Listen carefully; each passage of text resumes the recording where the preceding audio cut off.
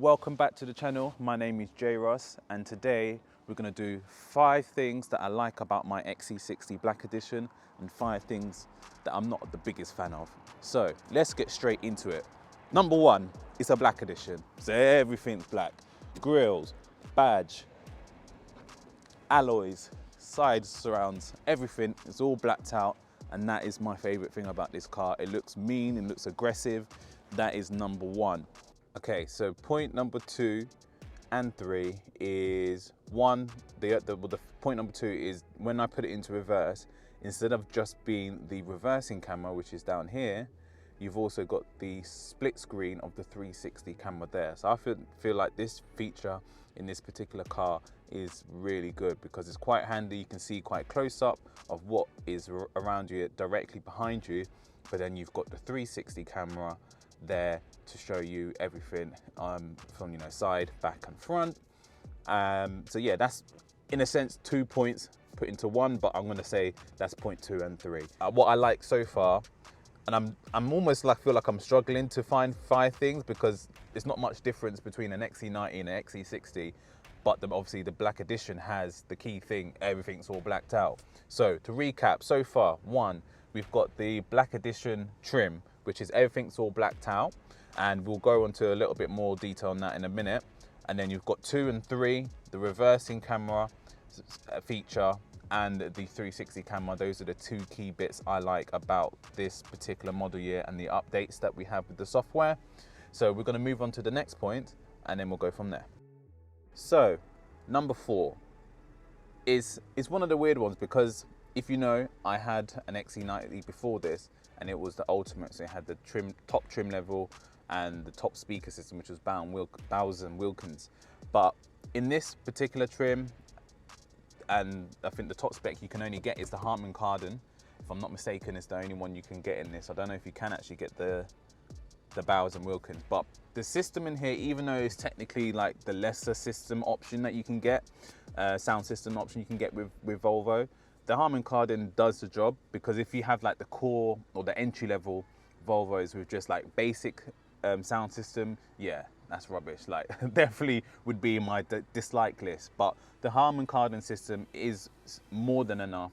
You've got enough speakers in and around the vehicle, and so you've got like speakers here, speaker there, 2 on the doors, you've got the subwoofer in the floor, everything. It does the job. The bass, everything is really nice in this car. So that is my 4th point.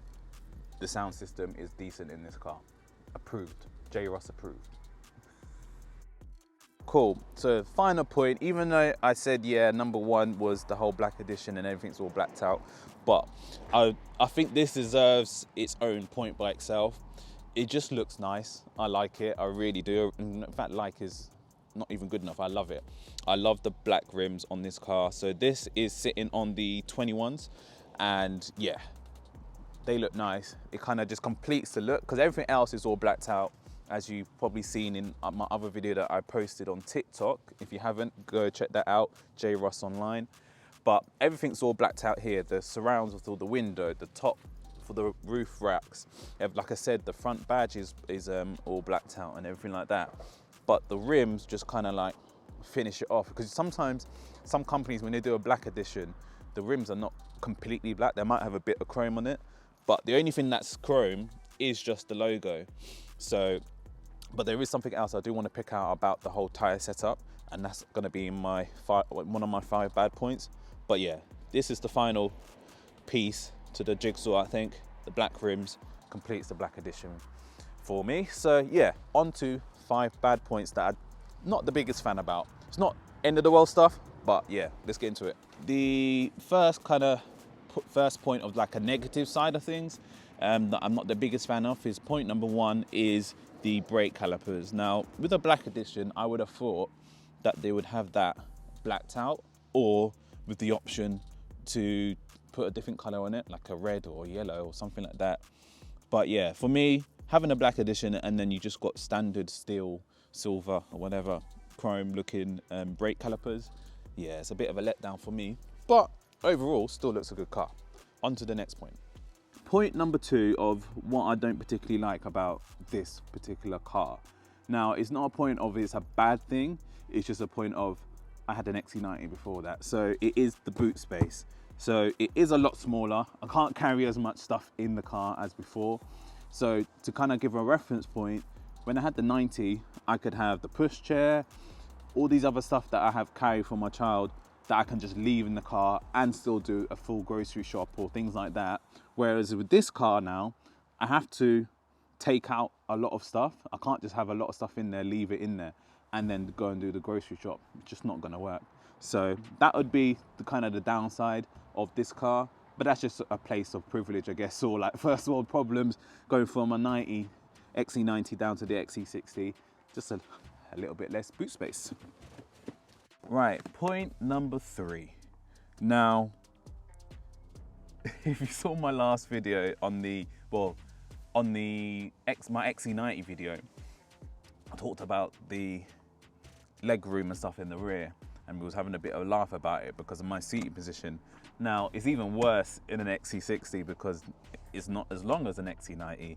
So that would probably be the downside. Is I've already experienced it. I've had this car for like 2 weeks now since I've got this delivered. And I dropped off a friend home, and I had to put my seat back, put my seat forward, and give him a little bit more space. So that would be, another downside to having this car. As much as I chose this car specifically because of the Black Edition, and you don't get a Black Edition in the XC90 currently, that's the downside of going down to a smaller car. There you have to kind of make a lot of compromises for your passengers and yourself. But yeah, that's probably the only downside I'd say. But yeah, let's move on. Get onto point number 4. So points 4 and 5, I'm going to do it from here. So number 4 would be a bit again, luxury, first world problem sort of thing. In the XC90 that we had previous to this car, we had cooling seats as well as heated seats. So this car just has heated seats, so that's kind of like the letdown for me. This was the only trim level available of the XC60 Black Edition that I could order at the time, and I really wanted to have a Black Edition. So yeah, it was just one of those things where you just kind of settle for it in a sense, but that, again, it's just a bit of place coming from a place of luxury, first world problems, as they say. And then the other thing, maybe I could have put this as number 1 as things I'm not a biggest fan of. So in the XC90, for example, I'll refer back to that, I had different driving modes. Granted, it was a plug-in hybrid, but you had the plug-in hybrid version, you had the power or the sports mode version, you had all-wheel drive version, and you had off-road version. In this car, all I have is an off-road version as in terms of driving modes. So I'm a little bit disappointed that it doesn't have that it doesn't have a sports setting where you can have the difference between a comfy setting and you know, maybe a more relaxed suspension setup, and then you can switch it into sport for quicker throttle response time and a stiffer ride. That's probably my only downside on this car. But yeah, hopefully you've enjoyed my opinions. Give me your opinions in the comments down below. Don't forget to like, comment and subscribe, and I'll see you again in the next video. Peace and love.